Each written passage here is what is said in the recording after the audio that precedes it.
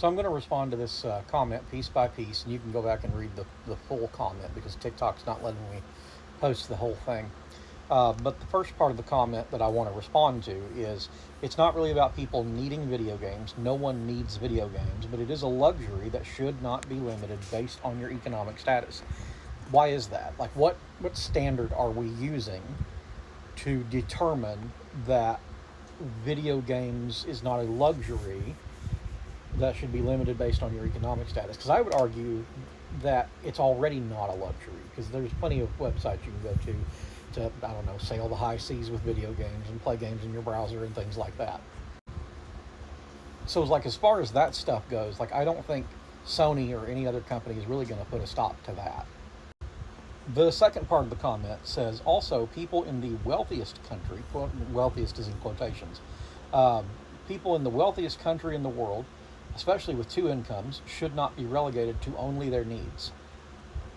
So, when you say they should not be relegated to only their needs, I hear what you're saying.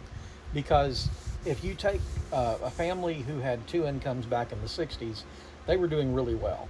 And I think there's a lot of things economically that happened that shouldn't have happened that really put us as a nation in a situation where we are now. So I hear you, and I agree with that, but I also want to know, like, what the standard we're using to determine why that shouldn't be the case. Because there are a lot of things that happen in the world that shouldn't be the case. And I'm sure if you and I had sat down and had a conversation, there's maybe some politically and maybe some religious things that I say should not have happened that you might say should have happened.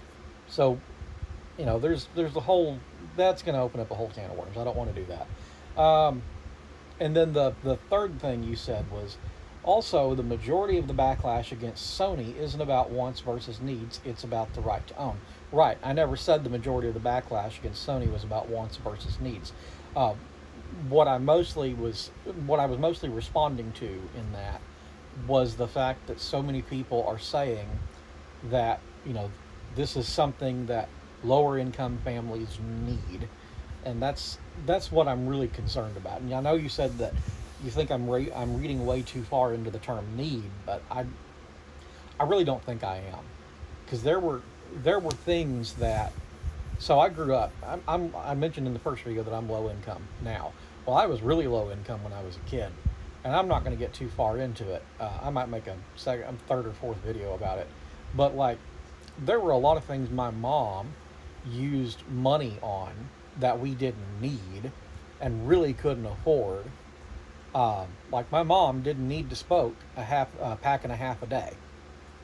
She really didn't. Not only because her health was an issue, but also because she was using money that we really couldn't afford to spend on cigarettes. She didn't need that.